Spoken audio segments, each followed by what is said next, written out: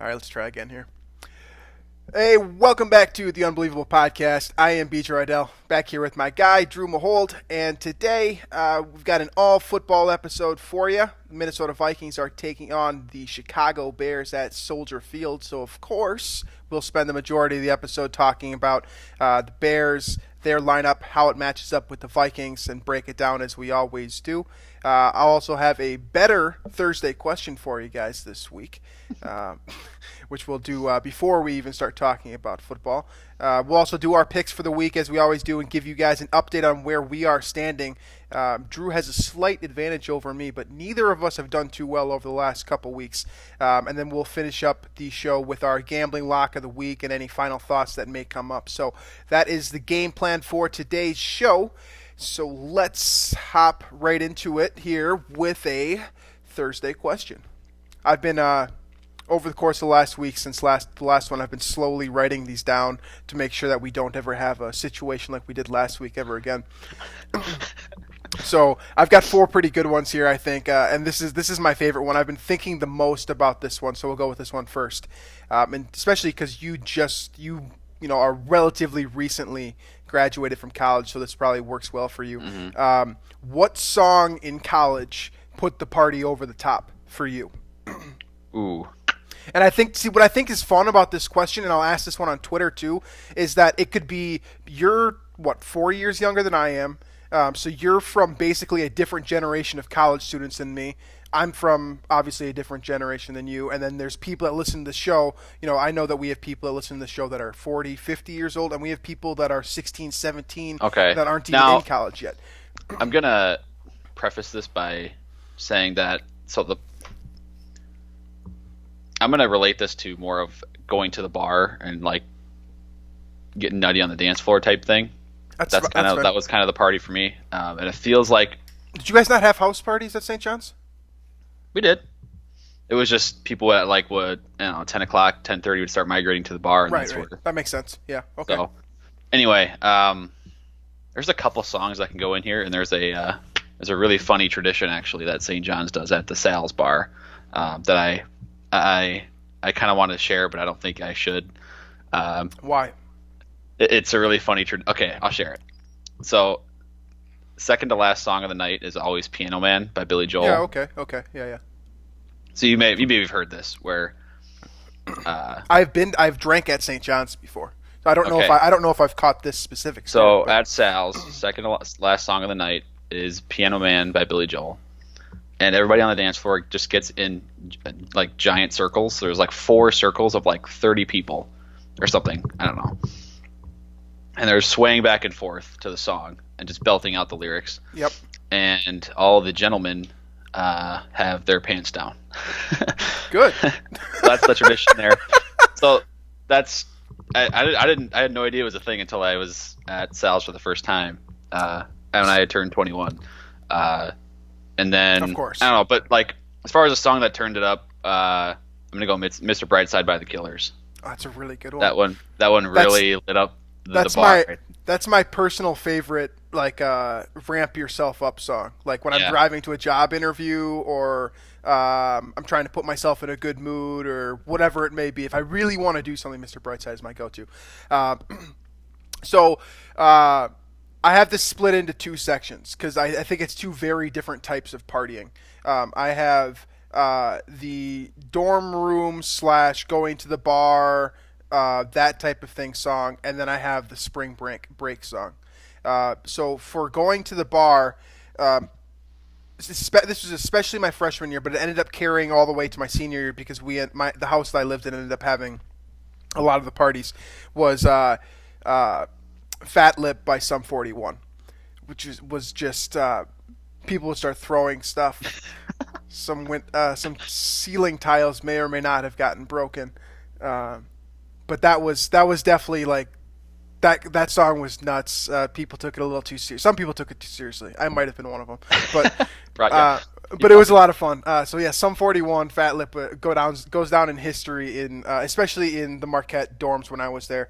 And then the spring break anthem. I couldn't shake this one. It just kept coming. It just kept going. It was one of those songs for me where I didn't initially hit.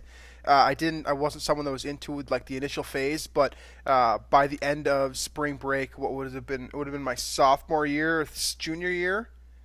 We were in we were in South Padre Island, I believe, and it was "Call Me Maybe" by Carly Rae Jepsen, which was that one was wild.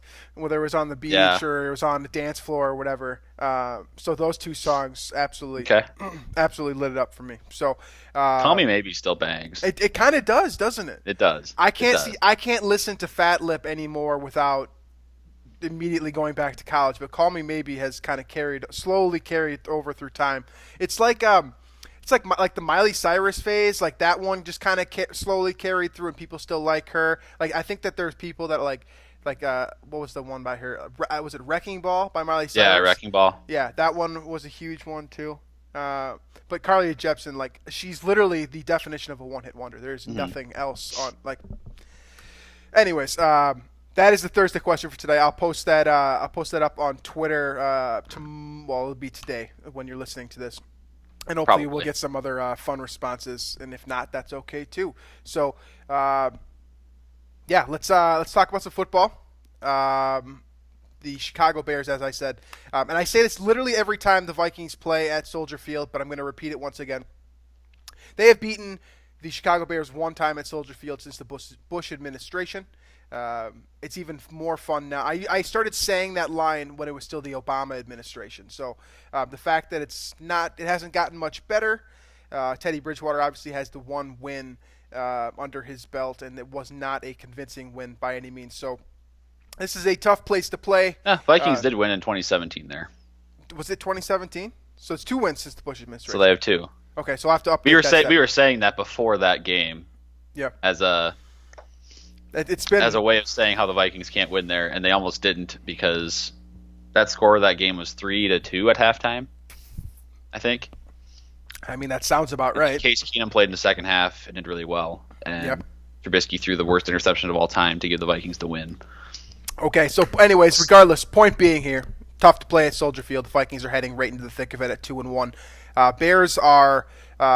We speculated that the Bears might be coming off of a difficult game against Washington. That ended up not being the case, as the Bears basically rolled right through Washington behind their defense. Trubisky actually made a couple of nice throws as well. Got to give credit where credit is due, I suppose. The deep one to Gabriel was nice. Gabriel had a hell of a game before getting knocked out with a concussion. So we are entering into this game with 2-1 teams.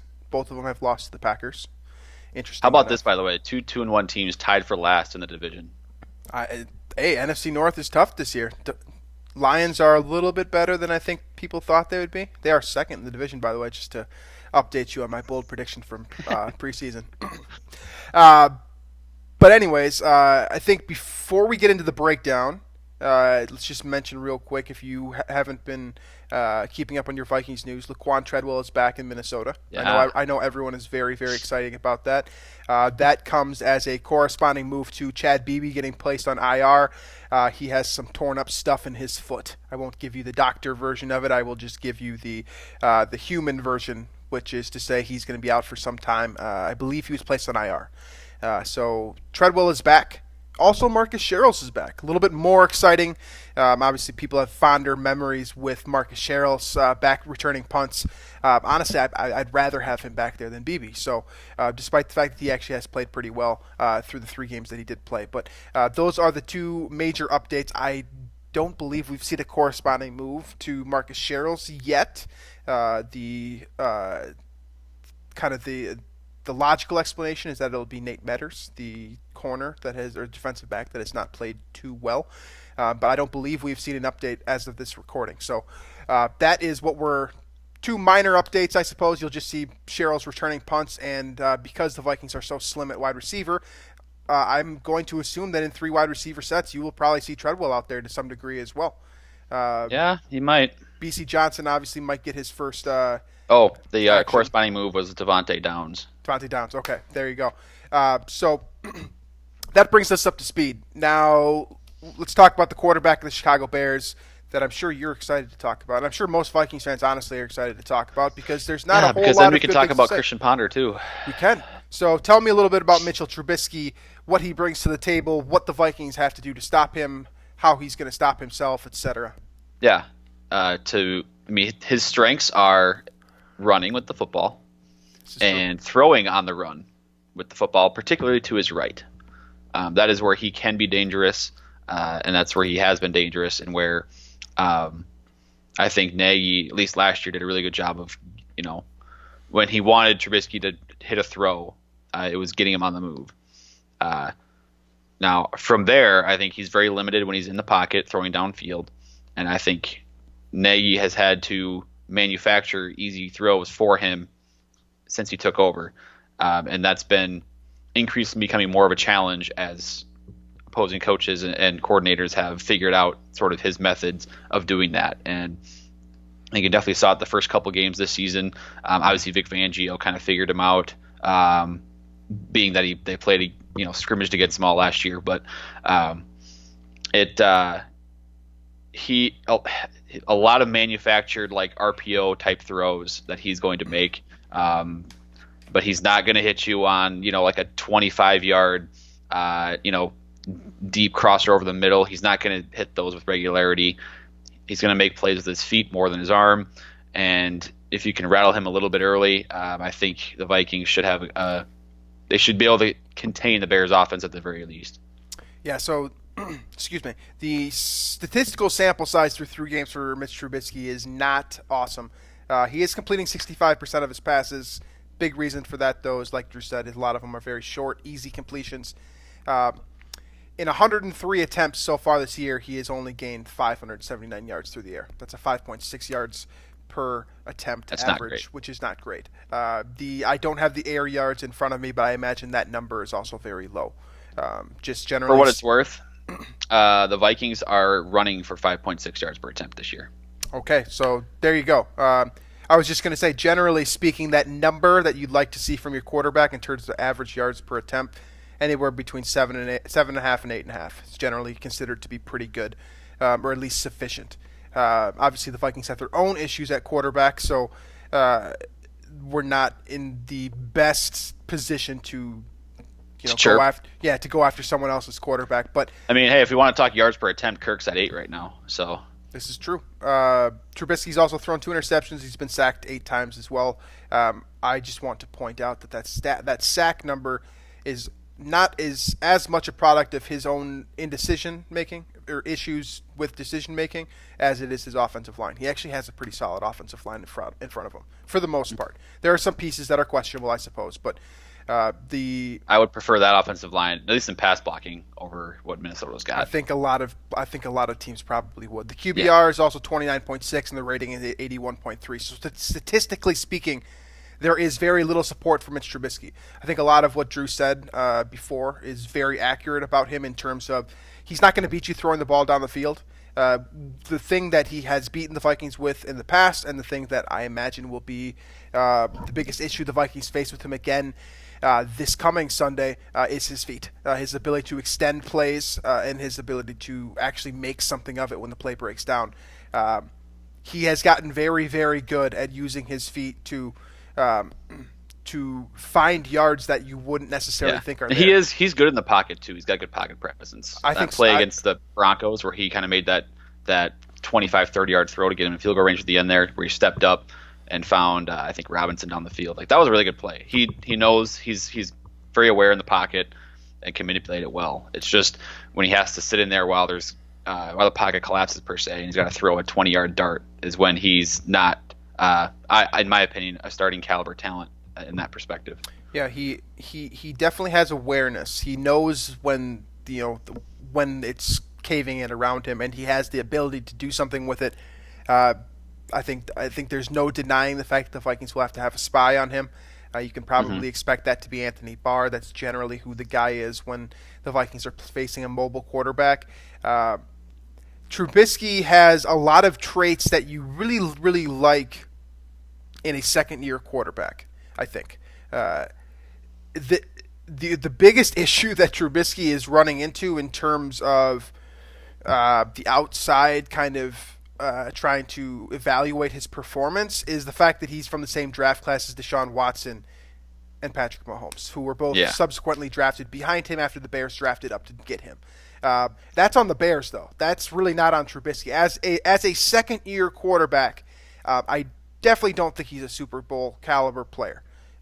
He is a type of quarterback at this stage in his career who will get dragged to the Super Bowl if the Bears end up turning around and getting that far. That being said, he does have talent. Now, he was extremely accurate as a prospect coming out of North Carolina. That specific trait has not translated super well in terms of intermediate and deep throws. He also hasn't had the greatest running game working behind him, and that's partially on the Bears, I think. But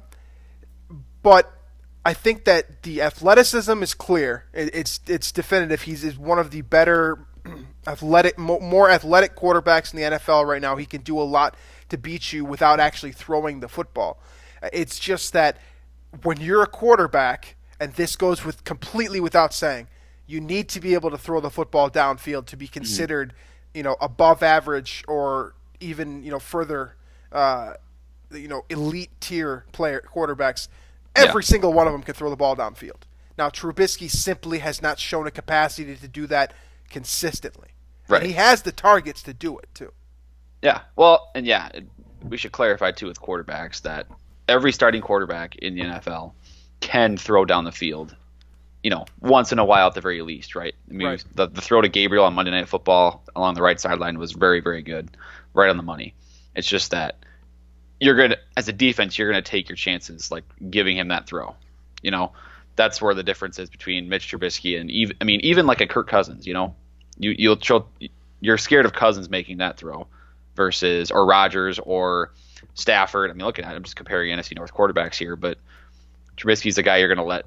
You're going to give your cornerbacks one-on-one coverage on the outside because you're going to take the chance of Trubisky throwing that pass. So, Bears offense, the running game hasn't been too scary yet. I think David Montgomery's a really good player, and they just haven't quite used him the way they should yet. I would agree with that. And then, Allen Robinson's a good target on the outside. Gabriel's obviously a home run threat.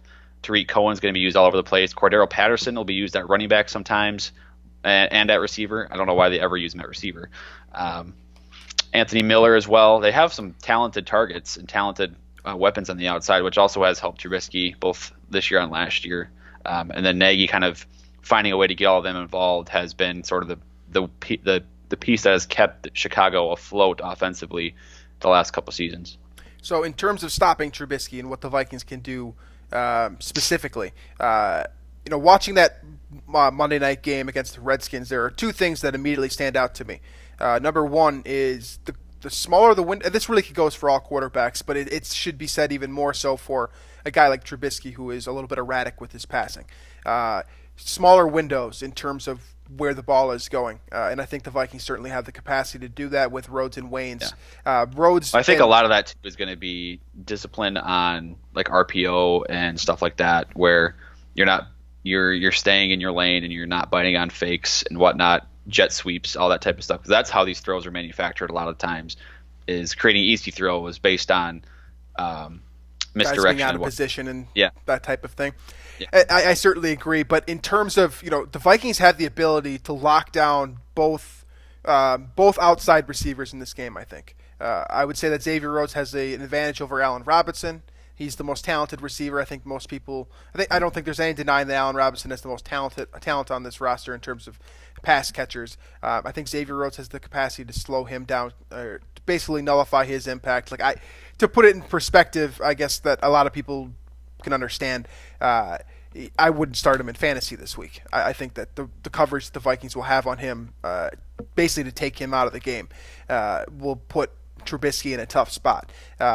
The secondary targets that they offer are, like Drew mentioned, Taylor Gabriel is extremely talented. The Vikings saw him with the Falcons previously. He's also been with the Browns. He's been all over the place, and he's basically found a way to have success as an undersized player throughout his career. He obviously stood out in a big way before getting a concussion against Washington on Monday. He'll spend most of the time in the slot, from what I understand.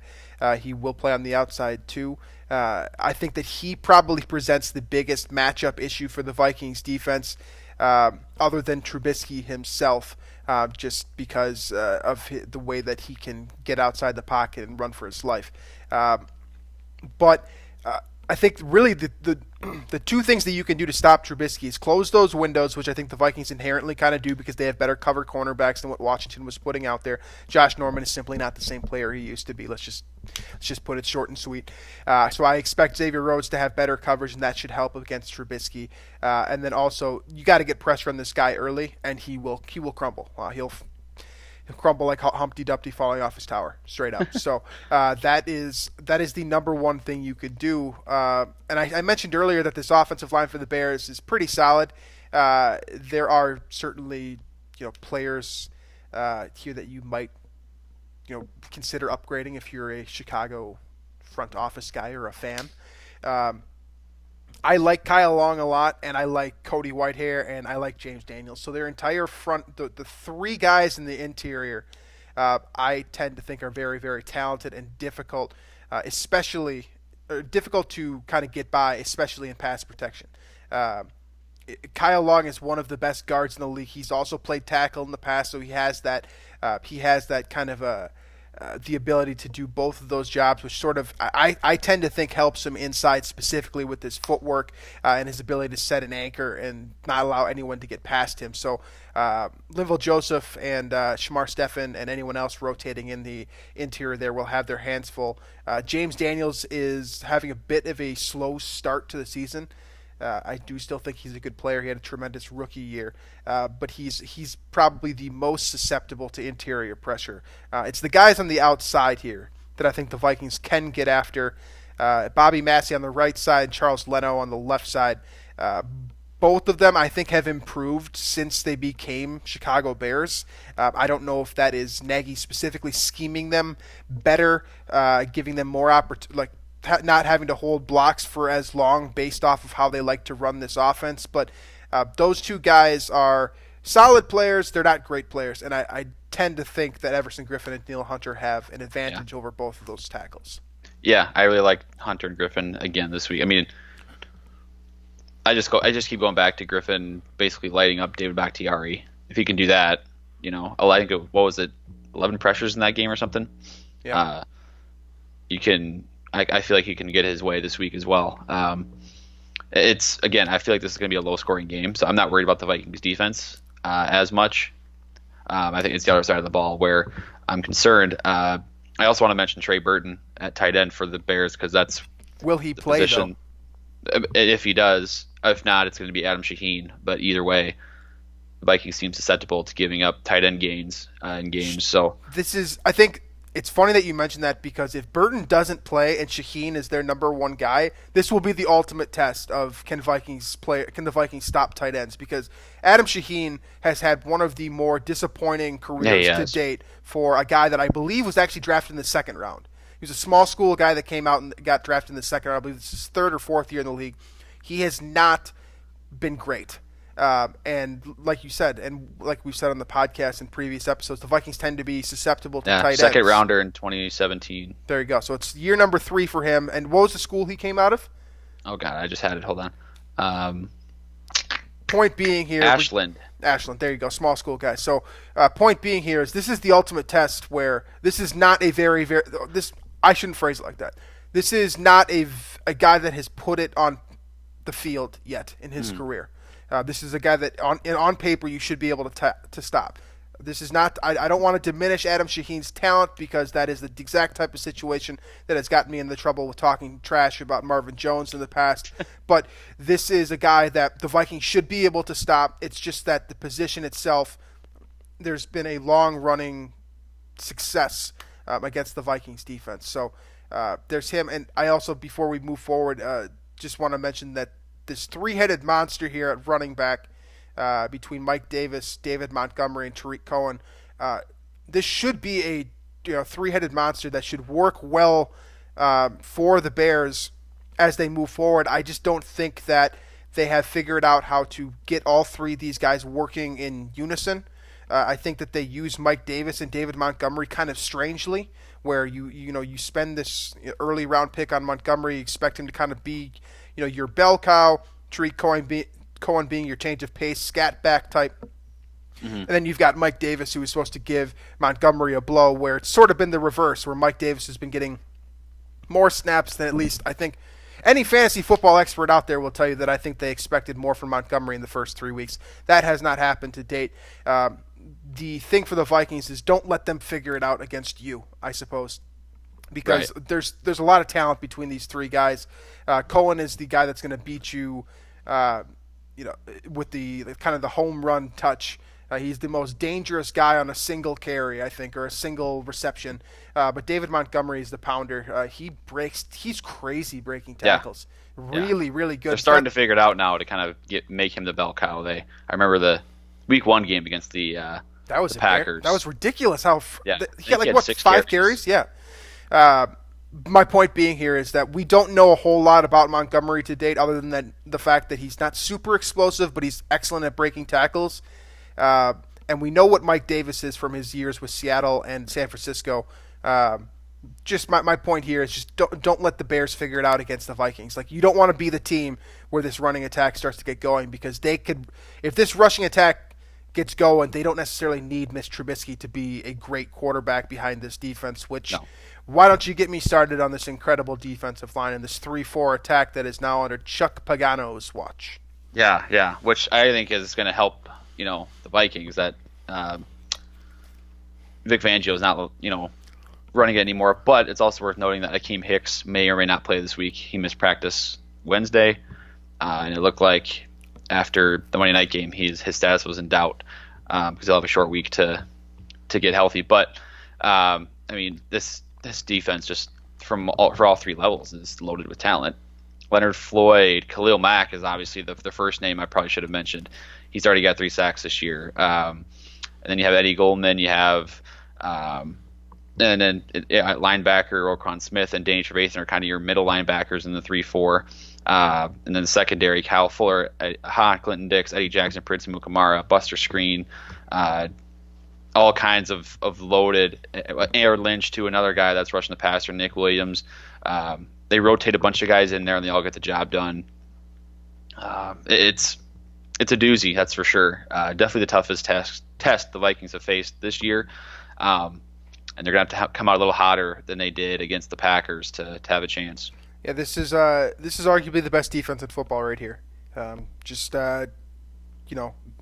what it's worth, so the Vikings are 6th in the NFL right now in third down defense at 29%.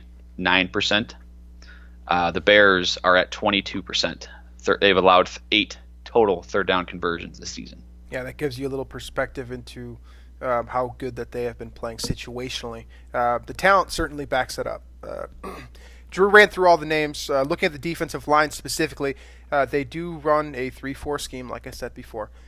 So the 3 guys on the line, the players that will have their hand in the dirt, are Akeem Hicks, Eddie Goldman, and Belial Nichols, who I'm not super familiar with. But the 2 guys that came before him, both Hicks and Goldman, are outstanding players. Goldman is an incredible athlete from Florida State. He's going to be your nose tackle. He's going to be your beefcake in the middle there. He eats up blocks to free up other guys. That tends to be his job. He also has some pass rushing prowess as well. If he gets one-on-one, he's as dangerous as Linval Joseph is from the same type of position. The main difference being that they have 3 guys in the dirt, and then they have a linebacker that basically will come up to the line of scrimmage, and it will either be on the left or right side. You never really know what they're going to do there. It's generally going to be Khalil Mack. Sometimes it's also Leonard Floyd as well, and they will attack you in a variety of different ways. Yeah. Well, then they get into their nickel and they take out, then they have Mack and Floyd both rushing, and then they take out one of those interior guys, and but it's dangerous. It's dangerous. Athletes everywhere. They find a way to manipulate the offensive line. So communication, number 1, will be very key here. With all the stunts and just they're just very creative in general. And honestly, they were more creative when Vic Fangio was there. Chuck Pagano still trying to figure out his way, I think, as a defensive coordinator there, especially coming off of. It's difficult to replace a guy like Fangio, who was, as aggressive as they come. As creative as they come, and had so much success during his tenure with the Bears. but Pagano has done a pretty nice job, I think. There hasn't been a significant drop-off.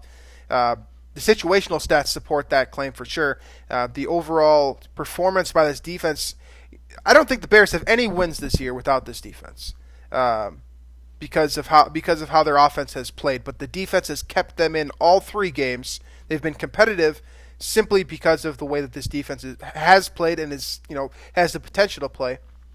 Khalil Mack obviously is the front runner here.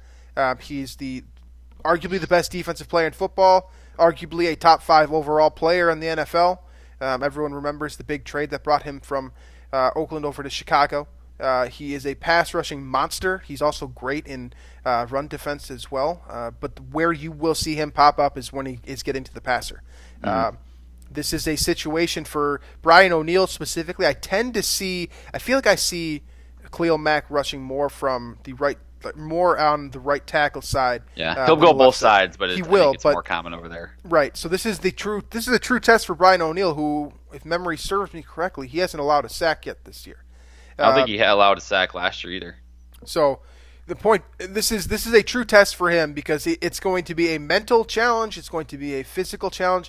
The Bears are not just great if they can out-muscle you too, and they have the best, in addition to being able to put pressure on you with their 3-man front, they also have Floyd and Mack who are going to put pressure on you from different sides of the line. They could come up the middle as well from a linebacker spot. As if to say that they do not have their hand in the dirt when they come up to the line of scrimmage. They can normally come up in a 2-man stance and rush the passer that way. But then they also have Danny Trevathan, who is a tremendous tackler, and if you remember correctly, he was a Super Bowl champion with the Denver Broncos. He just kind of cleans up the middle. There's nothing flashy about Danny Trevathan, but he makes the plays that you need to play in order to be aggressive with these other guys. And Roquan Smith out of Georgia is the first, I believe, number 8 overall pick last year. He's incredible too. He's one of the best athletes in football, period. So the 7 guys up front, I think that the back end is really, and there aren't many holes there either, but the back end is probably where they're most susceptible just because of the amount of talent that they have in that front 7. Mm-hmm. If you can find a way to slow down Khalil Mack, there are still guys that can beat you.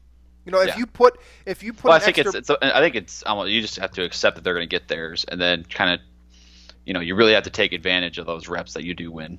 Right. And in the secondary, I think Fuller will kind of be, he's sort of the press coverage guy. He'll probably follow, I guess it'll be Diggs outside for the most part. And then I think it's funny that I think Jackson and Clinton Dix are both kind of center fielder, kind of read the quarterback type safeties, and they'll gamble on things too, which is how they have so many turnovers. But I think they're also, that kind of makes them susceptible to maybe a pump fake here or there, or maybe they jump at something, double move, for example. I think those guys are susceptible to that, and their aggressive nature helps that for sure. But you got to first get the time, and you got to set up the play and beat everybody else on the field before you can get to that level. Yeah, Eddie Jackson, 3rd-round pick out of Alabama. He's probably the most talented player in this secondary. He's extremely accomplished in just, I believe, his 3rd year now. He's not just a center fielder. He's also kind of an in-the-box safety that can make tackles as well. He's dangerous all over the field. Bears like to use him in a variety of different ways. Clinton Dix, is like Drew said, tends to be more of a center fielder, read the eyes of the quarterback, and I think that he's probably the most susceptible to the big play on this defense because Fuller has been tremendous over the last season and a half or so. He struggled early on in his career, did not look like a guy who was worthy of a 1st-round pick, but he's turned it down. I believe he was an All-Pro last year, which is a pretty big 180 considering where he was a couple of years ago. But he's been a hell of a player. Like Drew said, a lot of press coverage from him specifically. He will shadow the best wide receiver on the outside. Prince Amukamara is a former guy out in Nebraska. He's been a lot of places throughout his career. He's a former 1st-round pick, and if memory serves me correctly, I actually wanted the Vikings to take him instead of Christian Ponder that year in 2012 when he came out. So he has had an interesting career to date. He's a pure number 2 cornerback in the NFL. I don't think he'll be a number 1 on any team, but he's a very solid number 2. Fortunately, the Vikings do have two very good wide receivers, and really that's all they have at that position. So being able to attack Amukamara and Fuller at the same time, I think that you will probably see Adam Thielen work on the outside. Well, I think just by the Vikings running two receiver sets pretty much the whole game, I think you're going to have them on the outside because maybe with the Vikings wide receiver situation, you're not going to see BC Johnson or Treadwell out there too much, I don't think. Right. It's going to be a lot of Irv Smith and Rudolph with Diggs, Thielen out there for pass catchers, then whoever they can want out there running back, probably Dalvin. Yeah, you're probably looking at a lot of 22 personnel this week strictly because the Vikings do not have much depth at wide receiver. I agree with you. I'm with you on the fact that you'll probably see two wide receivers, two tight ends, and two what would be one running back, and that's basically what we're looking at this week because of the depth issue at wide receiver. And I don't really know what the Vikings can do at this point in order to fix that position. They just kind of have to roll with it and hope nobody gets hurt. That's definitely an issue that has presented itself in recent weeks, and you got to hope that BB gets healthy soon here. Otherwise, we might see extended snaps for Laquan Treadwell once again this year, and I guess this does open up and this does present a new opportunity for him. There's a reason why he was still on the market, but I would not expect to see too many three wide receiver sets against this defense simply because I think they match up a little bit better having two tight ends on the field. Keep in mind that does take away one of those linebackers generally from being able to pass rush. It's a lot more difficult to send an extra rusher on a blitz when you've got two tight ends streaking down the field that can beat you with not only physically, but they could beat you with athleticism as well. It will be interesting to see how the Vikings decide to deploy their rookie tight end this week, because I think that he really could be the type of guy that could blow this thing open and make Chuck Pagano do some things on defense that he's not necessarily comfortable with doing. I believe, and that pretty much wraps up the analysis here of the defense here. Is there any final thoughts before we head into your game prediction? The Bears are going to be wearing super, super ugly uniforms. I will be disappointed that the Vikings lose to a team wearing those uniforms. I don't know if you've seen them yet, but they've been talking about they're gross. Like they're 1936 with a bunch of stripes on them. I don't know. Let's just hope the Vikings can get the job done there. Yep. Also, Brad Childress is an assistant on this coaching staff. Is he? He is. Senior offensive assistant. According to their Pro Football Reference page. Have you seen a picture of Brad Childress recently? I have. He looks a little different than he did when he was with Minnesota. He kind of let himself go a little bit since his time in Minnesota. At it now, it's not great. Take some time out of your workday to get a quick peek of what Brad Childress looks like now. It's a good confidence booster, I think. So confidence boost, yeah. Before we jump into our game predictions, why don't you just go ahead and tell me what you make of this Vikings matchup? What do you think the score is going to be? Who do you think is going to win? What's the scoring margin going to be, etc.?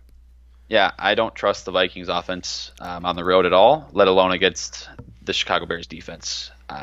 Plus, the history is just not on Minnesota's side. I don't know if I'll ever pick the Vikings to win at Soldier Field again. So I'm going to pick Chicago 20-10 in this game. I'm taking Chicago too. I agree with literally everything you said. Soldier Field, Bears defense is incredible. I think this is a situation where Kirk is as susceptible as ever to turning over the football. I think we might see more fumbles and interceptions, honestly. Just because of the amount of pressure and how good, oh my God, they are so good at getting the ball out too. Vikings are going to need to hit the ground running right from the start here and keep this game close all the way through. Otherwise, you do not want to get into a situation where you have to come back against the Bears because this defense is just simply not going to allow it. I will take Bears 13, Vikings 9. I do not expect, I'm with you, I do not see much points happening here. So with that said, let's just hop right into game predictions for the week. And we'll start with the Thursday affair, which will happen later on tonight, assuming you guys are listening immediately following the release of the show. Philadelphia at Green Bay should be a fun matchup. Philadelphia still a little bit beaten up. No Deshaun Jackson this week. Seems like Alshon Jeffrey probably won't play as well. And Aaron Rodgers playing at home with a 3-0 record to start the season. Yeah, I'm taking Philly here. I don't really know why, because Philly looks bad and they don't have a receiver that can catch the football. But I still don't think the Packers have looked great. They haven't looked like a 3-0 team for sure, and I think it's catching up to them. And Thursday night games are always weird, so I'm going with Philly. Yeah, I definitely agree with you that Thursday games are always weird, which is why, generally speaking, I take the home team. And so which is fair. I'll take Green Bay here, specifically because Philadelphia is beaten up, like you said, but also because they're playing at Lambeau Field, and I trust Aaron Rodgers against a depleted Philadelphia roster more than I trust Carson Wentz to get the job done on the road. So I will take Green Bay. That moves us forward to Tennessee at Atlanta, two teams that are kind of at crossroads here. They're in Tennessee and Atlanta. You could say this is a must-win game for both teams to kind of keep themselves afloat here. Yeah, as far as must-win, as far as must-win games go in Week 4, this is probably about as close to it as you're going to find. So Tennessee with Marcus Mariota still at the helm. We could see Ryan Tannehill sooner rather than later. Or are you taking the Matt Ryan Falcons at home? I'm taking Tennessee, going into the George Dome and getting that win.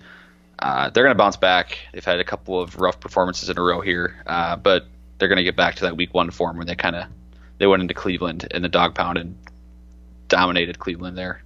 I'm glad that you brought that game up. Because I'm going to take Atlanta, and here's why. I think Tennessee, looking at their offense, their offense is a problem right now. It's a problem because their numbers are inflated because of that Cleveland game. They were up by about a touchdown before a 75-yard catch and run by Derrick Henry kind of blew the doors open, and Cleveland just sort of fell apart after that. I think Atlanta is a more stable team. I think this is definitely a situation where if Tennessee does not score points, we could see Ryan Tannehill next week. Marcus Mariota has struggled. I don't understand the usage with Deion Lewis. I looked for that this week. I don't like it either. So one of my friends is a very strong Titans fan, and he has, like, the way he talks about the team is that they're using Mariota kind of the same way the Vikings used Teddy with Norv, where the offensive line is not, good enough to protect for a long period of time, but they're still doing the 5-7 step dropbacks, and taking Mariota out of the elements of his game where he's good at, like to no huddle, at Oregon, no huddle, quick pace, kind of quick passing game, and they're doing pretty much the opposite with him right now. And it's sometimes it's difficult to combine what Derrick Henry does well and what Mariota does well into one offense, but your quarterback's doing, trying to do a job that he's not, not where his skills will shine. Yeah, I can't disagree. He's definitely not shining. So I'm taking Atlanta. Drew's taking Tennessee, which moves us to New England at Buffalo, which is a very fun game. Shockingly, this is a matchup between two 3-0 teams. It's also an AFC East matchup between the New England Patriots, who are as good as I have ever seen them, period. That defense is incredible, against Buffalo, who might have the best defense in the NFL right now, shockingly enough. So who are you taking? Somebody said this would be the most important win in Bills history in the last 20 years or something. Yeah, since 1993, since they were in the Super Bowl, right? About right? It would be about then, right? Because have they won a playoff game since then? I don't believe so, no. Yeah, so it'd be more important than any regular season game. That's facts. Because if you're going to go into New England and beat the 3-0 Patriots, who haven't given up a touchdown on defense this year. I'm going to go with the Patriots, though, because, they're the Patriots. Yeah, I'm taking the Patriots because they're the Patriots as well. This is a situation where obviously I would love to see Buffalo win, and they might have their best team yet, but beating New England is simply too tall of a task. If they, I hope they win. I would love to see Bills Mafia beat New England. That would be fun. That would be a lot of fun, but I don't think it's in the cards this week. So, Kansas City against the Lions. Will the Lions finally lose a game? Yes. By the way, this is the first start for Patrick Mahomes in an indoor stadium, I believe. I think Really? he played a preseason game in one, like a couple years ago or last year. But this is, I think, his first regular season game indoors, which is interesting. But Chiefs, and they also, with Mahomes as a starter, they had not scored less than 26 points in the game. So Detroit doesn't doesn't typically get to 26 points. Right. I'm also taking Kansas City. I think this has the potential to be a shootout because Kansas City's defense is still kind of a work in progress. Also, more on this from me in my lock of the week. I'm going to talk about this game. Okay, I'll take your word for it. It's Kansas City for me as well. Moving on to the next one here, we got Oakland at the Indianapolis Colts. Oakland tries to get back on track here after losing to the Vikings last week, as you all know. And Indianapolis, Jacoby Brissett has been impressive, especially under the circumstances that he's been playing under. They lost Malik Hooker. He will not be playing for, I believe, 6 to 8 weeks. That could be trouble for their defense. Are they able to recover against what many would consider to be a bit of a soft matchup for the Colts? Yeah, I'm going Colts here. Brissett has looked like a reliable game manager, which is kind of what you wanted, because this roster is still one of the best in the NFL. Yeah. So they're going to take care of. They're going to be the team that takes care of an inferior team at home. Yeah, I'm with you all the way. I'm also going Indianapolis. Brissett has outperformed my wildest expectations for him, given the circumstances. I also think Marlon Mack is pretty underrated as a running back. I feel like nobody in Indianapolis, not named Peyton Manning, gets any credit that they're due just because, for whatever reason, they just don't fall into a minor market or a major market, so no one seems to really care when the Colts are playing well, other than Colts fans, obviously, and people that live in Indiana. But generally speaking, I mean, like you said, this is one of the better rosters in the NFL. They should absolutely roll over Oakland. They should have the same. I believe that Colts fans should feel the same way about this game as Vikings fans felt about playing Oakland last week, which would lead to the same prediction. And both of us taking Indianapolis seems about on par with that. Los Angeles Chargers against the Miami Dolphins, still depleted as ever. One of the worst teams in NFL history through 3 games. Does it continue into Week 4 for them? No. Well, yeah. Chargers are going to win the game. Okay. Yeah, I think this is there's nothing to discuss here. Yeah, there seems to be a bit of a no-brainer. Philly Cheese is going to get off against the Dolphins here, and they're going to move to 0-4 and closer to that 0-16 mark. By the way, I thought this was kind of funny that if the draft started tomorrow, Miami would actually be picking 3rd because of strength of schedule.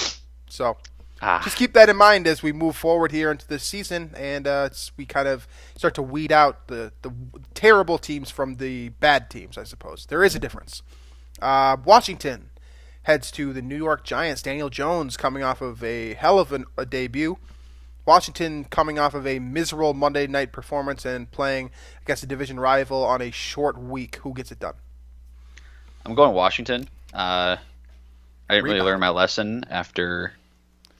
Well, yeah, I haven't learned my lesson after picking them to beat the Bears and that falling directly by the wayside. But I'm going with Washington. I think Giants without Barkley is going to be a big loss, and Daniel Jones kind of have to do things on his own. And who knows how that's going to go against Washington. And so, yeah, I'll go with the Redskins. I don't know. I feel like you're going to go with the Giants, so we have a different pick there. I am taking the Giants here strictly because they are the home team, and if I don't feel confident in either team, I generally just pick the home team. Daniel Jones looked good enough for me last week without Barkley behind him that I think that he can get it done against a very, very, very subpar Washington team. I think this has the potential to be one of the worst games of the entire week, which is it's disappointing because we're talking about a NFC East matchup that in the past would have some sort of implications. I don't see this game mattering too much in the grand scheme of things. So give me Daniel Jones to get win number 2 of his career. Cleveland at Baltimore, a little bit more interesting.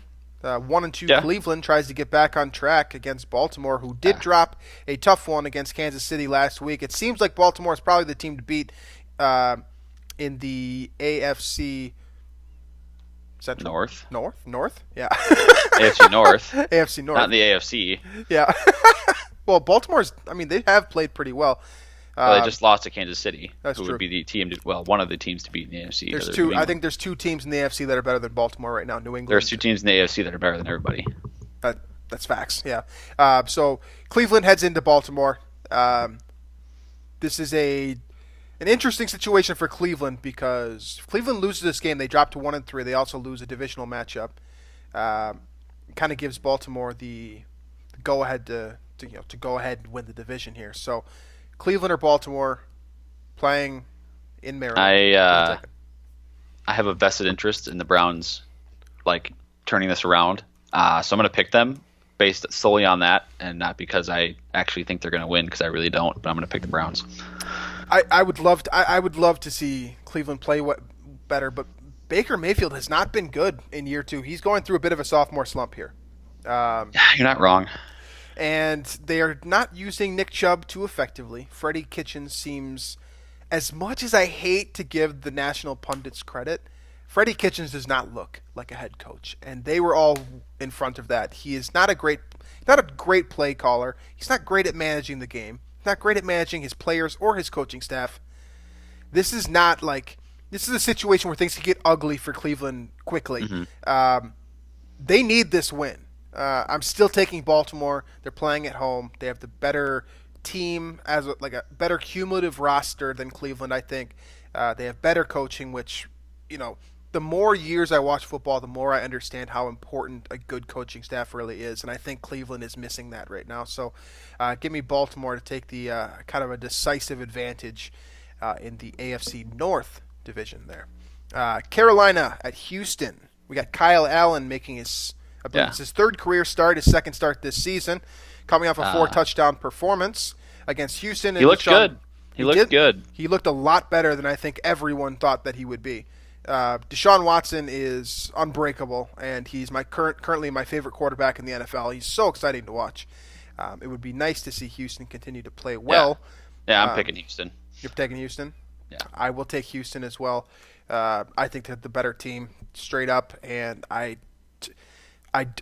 can't believe that Kyle Allen can get it done 2 weeks in a row, especially against a better overall Houston defense than the one that he played last week. So that moves us to Tampa Bay at the Los Angeles Rams, if you call that a home field advantage out there in LA. I'm picking the Rams. The Bucs are just not to be trusted ever. I agree with that sentiment. They turn the ball over too much. Jameis Winston is as erratic as any starting quarterback in the NFL.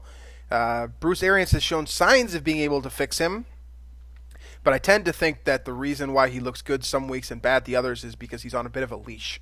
So if you're able to monitor Jameis Winston, both on and off the field, by the way, he looks a lot better than if you kind of just let him loose. So I expect Sean McVay to roll through this one. Los Angeles really hasn't looked great this year so far. They have not been as dominant as they have been in the past. I think this is the type of game to sort of set them to get them going as a well-oiled machine, as we all know they can, move to 4-0. Seattle at Arizona should be a fun NFC West matchup between Russell Wilson and Kyler Murray, who really was the number one overall pick this past season because of guys like Russell Wilson. So, who gets it done down in the desert in Arizona?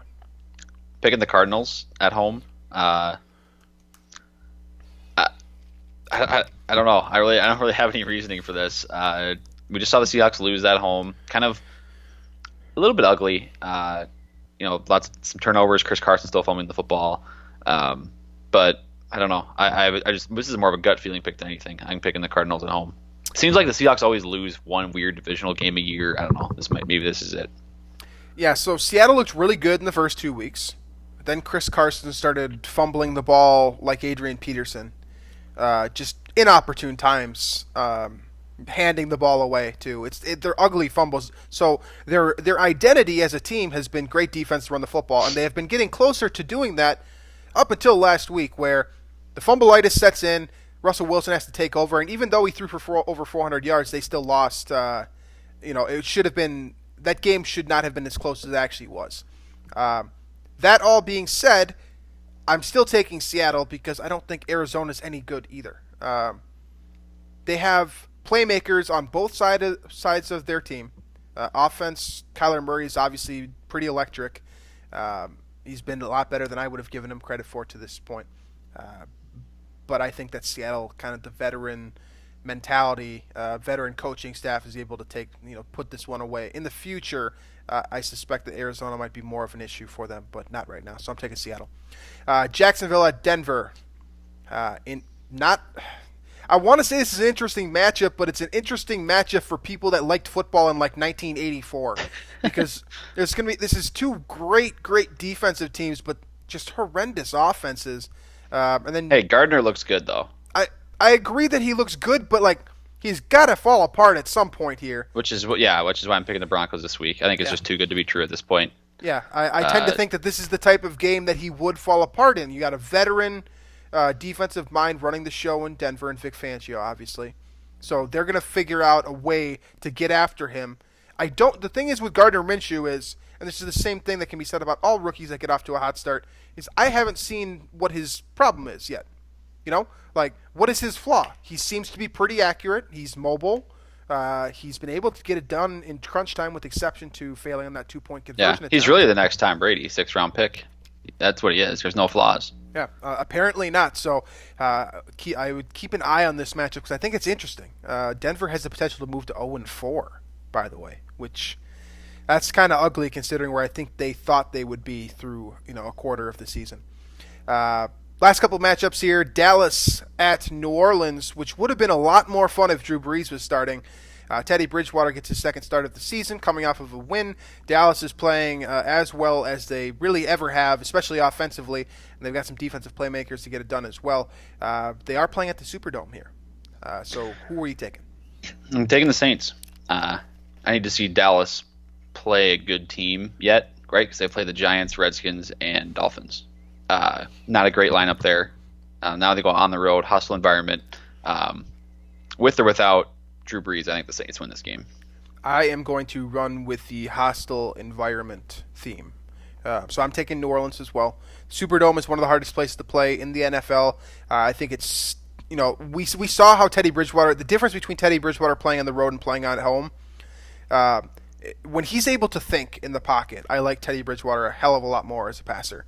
And Alvin Kamara is as good. He is like Alvin Kamara is doing the exact same type of thing as Christian McCaffrey is, but I think he's doing it on a bit of a bigger stage because he's playing for a better team. He is incredible as a rusher, incredible as a pass catcher. Obviously, Michael Thomas is one of the best wide receivers in the league too. I think that Teddy has all the assets around him to have to be a sustainable player until Drew Brees comes back. I think this will be a tight one, but I am taking New Orleans as well.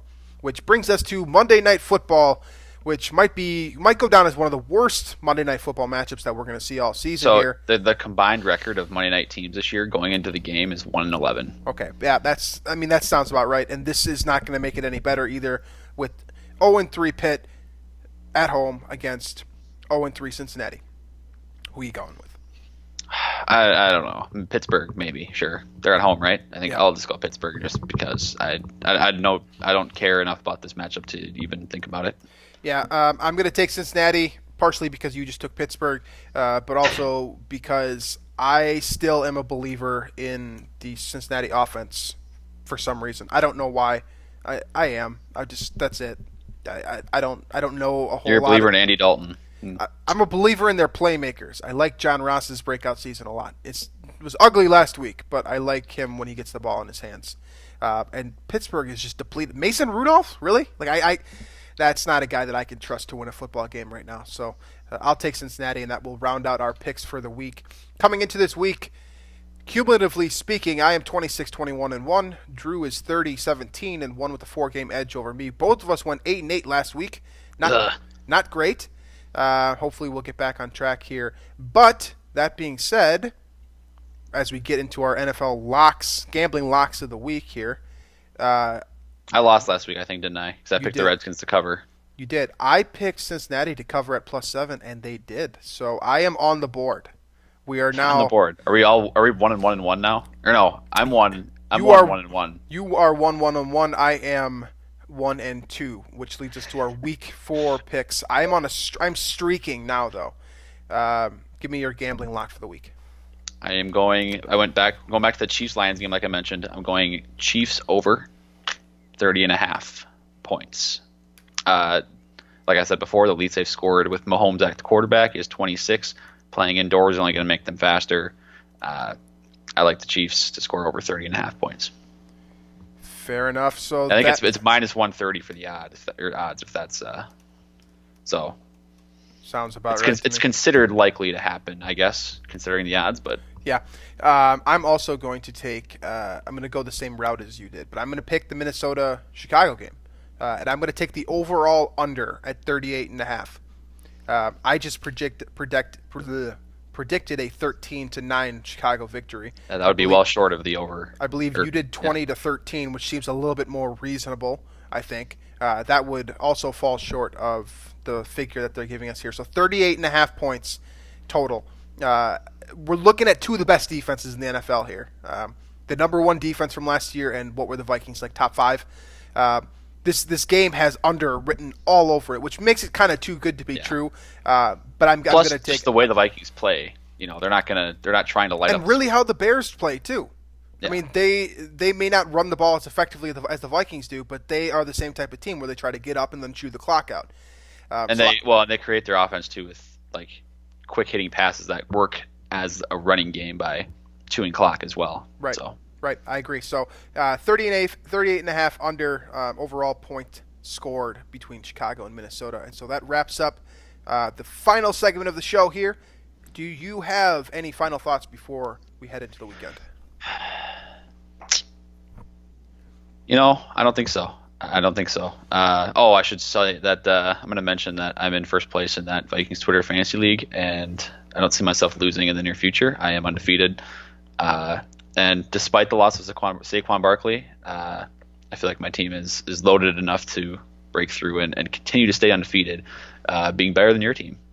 You did beat me, so I can't really say a whole lot about that.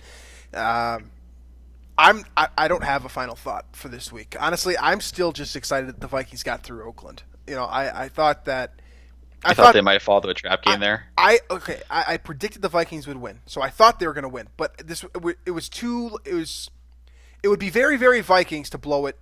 Do the exact same, like history repeat itself once again. Blow it against an AFC opponent, a quote inferior AFC opponent 2 years in a row.